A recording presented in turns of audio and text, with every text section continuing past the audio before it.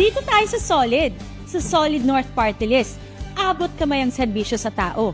Ang turismo, pinapaunlad ang mga lokal na destinasyon para mas maraming turista ang bumisita.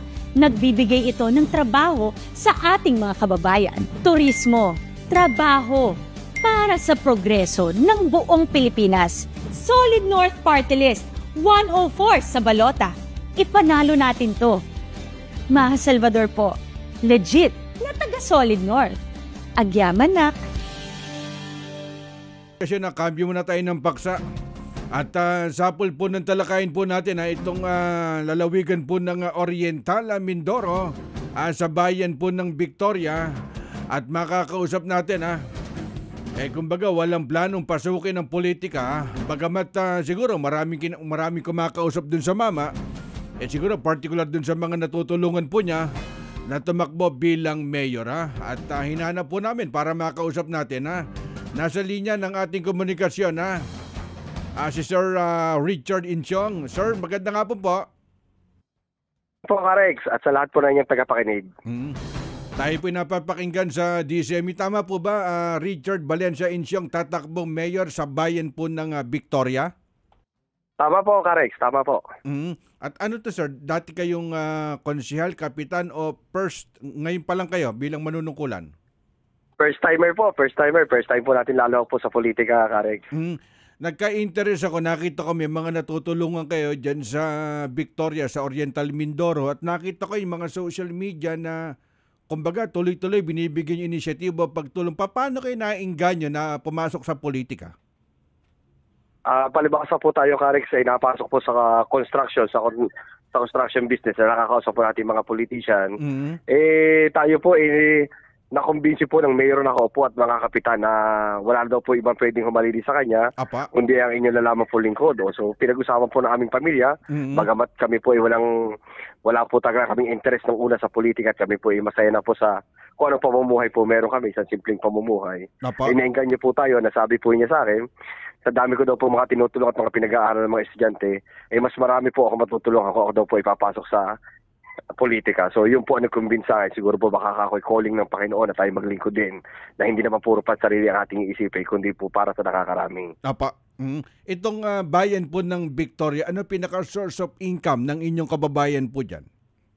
Ang Victoria po kasi, Karex, ay kinilala po sa buong Oriental Mindoro na kami po ang fruit basket ng Oriental Mindoro at the same time po ay napakalami po naming palayan at karamihan din po ay napakalami din po naming mga OFW. So mostly sa agriculture po kami talaga. Ilang barangay ang nasasakupan nitong Victoria?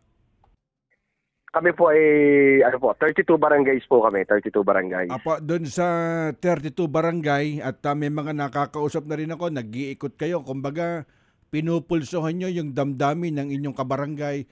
Kada makakausap ko, bali ano po yung pangunahing problema na nilalapit sa inyo? Ang kalimitan pong problema aming nakakaharap Karex sa ngayon ay una po ay pagbaha, pangalawa po ay siyempre po ang health po natin, ang health issues na talagang kulang po kailan sa salapi para sa pambayad po sa hospital bill, sa gamot. Yan po ang malimit po natin kinakaharap na problema sa bayan po ng Victoria. At kung kayo loloobin ng Panginoon, kumbaga bibigyan kayo ng pagkakataon manungkulan bilang mayor sa bayan po ng Victoria, ano po yung mga advocacy, kumbaga programa na ilalatag po ninyo? Palibasa po, Karex, ang ating pong advokasya ay mag-scholar po. So sa loob po ng halos 11 taon kami po ng aking asawa at may bahay ko, si Mimi po, Tibayan. Kami po ay nagpapaaral po ng mahigit halos 200 estudyante mula po sa aming sariling bulsa sa loob po ng halos 11 taon na.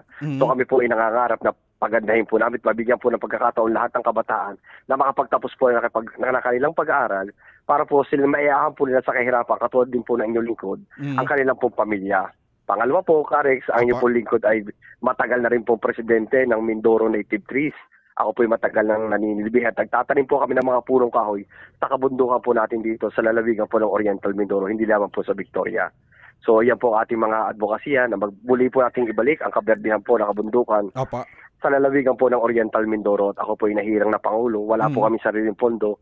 Ang inyo din pong lingkod ang nagpopondo po nito para po masuportahan at maitaguyod po ang programa po ng Mindoro Native Tree sa lalawigan po ng Oriental Mindoro. Yung mga nabanggit nyo dun sa scholar pagpaparal, paano nyo po sinoshoulder rin samantalang wala naman po kayo sa gobyerno, kumbaga nasa pribadong sektor po kayo, nagagawa nyo yun? Paano pa kung kayo bibigyan ng pagkakataon na manungkulan, kumbaga mas triple na serbisyo ipakikita nyo?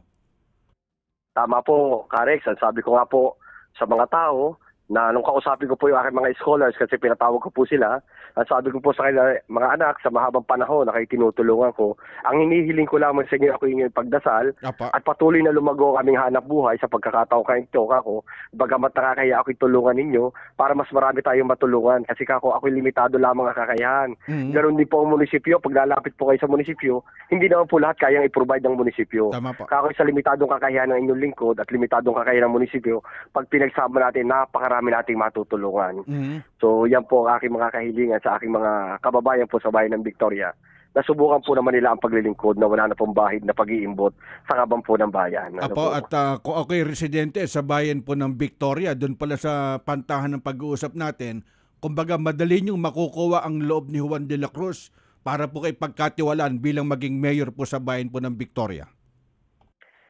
Tama po, Karex, yung nga po pinapaliwanag ko sa kanila. Sabi ko, ako'y wala sa politika, pero ang ginagastos po naming mag-asawa ay mula po sa aming sariling bulsa. Kung ako ako'y nakakapagbigay sa sariling bulsa ko, how much more po kaya kung ang kaban ng bayan ay bibigay ko sa mga mas nangangailangan na tao. So yun pa po kaya hindi nating ibigay, Karex.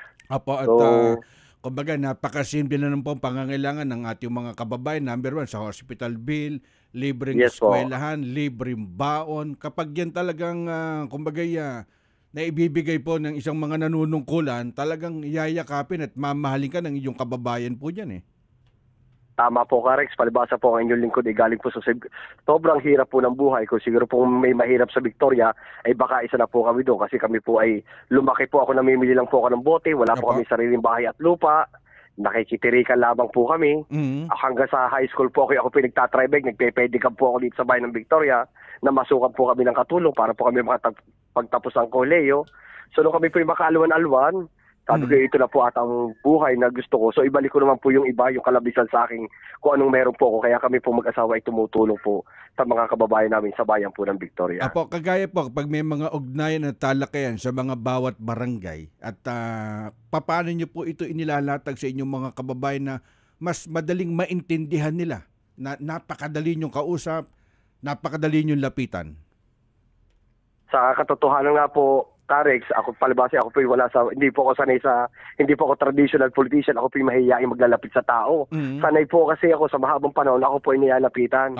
So sa pagkakataon po ito, parang introvert po ako mababa po ang aking self-confidence sa tao. Palibasi galing po tayo sa sobrang hirap ng buhay. So sabi ko po sa kanila, wag po kayo, baka akala niyo po ako suplado, ako po hindi sanay magkakamay, mag-bless at paglamay po kasi hindi naman po natin gawain dati talaga yan. Pero kung kabutihan po talaga ng loob at kabutihan po ng puso, makikita niyo po kung gaano po karami ang ating tinutulungan. Nagpapagawa po tayo ng mga bahay nang wala naman po tayong hinihiling na kapalit. So yung po walang-wala na, Karex, dati po ng pandemic, nagparapol po ako ng pinakapangit pong bahay sa bayan ng Victoria, pinasimentado ko po yung bahay mula po sa sariling bulsa ng inyong lingkod. So ngayon pera ng munisipyo ang gagawin natin, siguro mas marami tayong matutulungan pag tayo po inandiyan. At pagka ganyan po pinag-uusapan natin sa panahon na to talagang napakabilis. Sabi nga ilang buwan na lang, eleksyon na at sa tingin nyo, ito bang mga pinag-uusapan natin kapag kayo nakaupo na sa pwesto, wala pong mababago? Alam naman natin yung mga traditional na politiko, kapag nakapwesto na, naiiba na yung pantahan nila doon sa kanilang kababayan. Napakalaki po na ipagbabago natin, Karex, kasi po yung akin pong ipinangako ay minimal lang. Hindi po ako masyadong nangako ng malaki. Sa dami po nating kaibigan, Karex, sa may malalaking tao, mga katulad kong negosyante, hindi po ako nangako na ako'y magdadala po ng investor. Ang pangako ko po sa kanila, kami po mismo ng aking pamilya ay kami po yung namumuhunan, nag-i-invest po kami. So ako na lang po mismo sa sarili ko ipinapangako ko. Pero pag kami po ay nandiyan, Karex, sa dami po nating kaibigan sa pamamagitan din po ng tulong ninyo, mga kaibigan po natin sa DPWH sa matataas po ang katungkulan, ay pwede po akong lumapit. Hindi ko po ipinapangako sa kanila yan.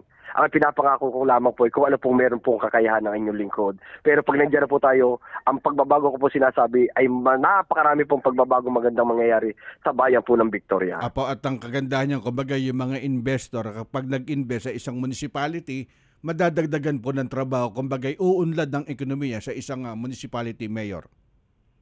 Tama po yun, Karex, kasi po ang mga namumuhunan, mga investor, makakapagbigay po sila pati po ng trabaho sa mga kababayan po sa bayan po ng Victoria. Sa dami ko pong kaibigan ng mga negosyante, mga namumuhunan, mga investor, hindi ko po ipinapangako yan. Ang pinapangako po ay sarili po namin mag-asawa na kami po mismo ngayon pa lang ay nag-apply na po kami ng Jollibee para po magkameron po sa bayan ng Victoria.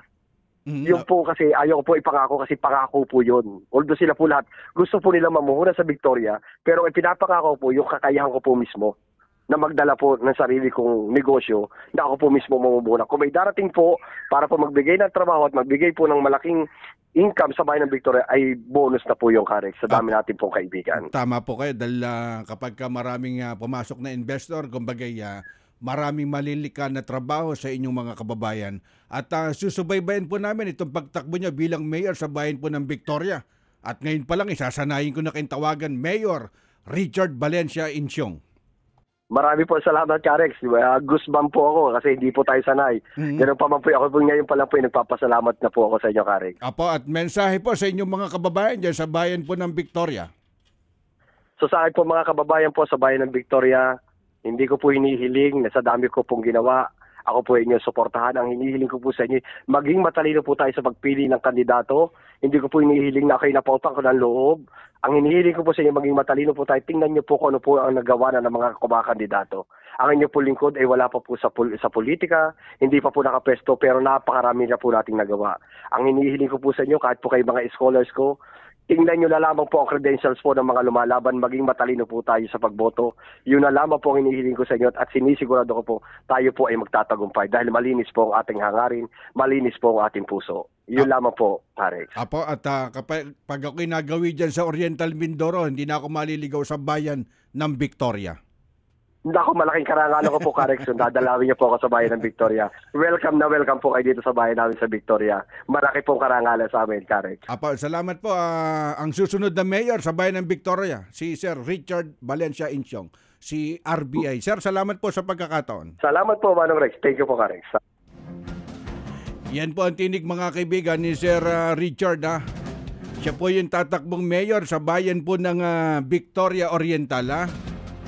Kumbaga naging interesado lang tayo dahil kumbaga nag-trending doon sa Oriental Mindoro at may mga kinausap po tayo para mismong si Mayor makausap natin yung tumatakbong mayor sa bayan po ng Victoria.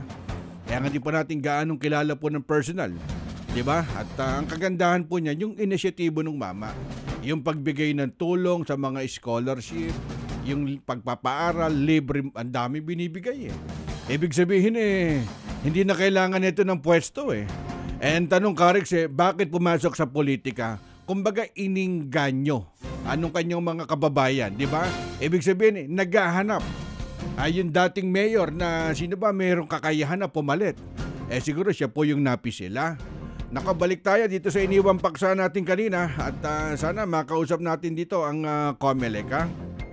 Kayo'y nakikinig sa Target On Air. Target On Air.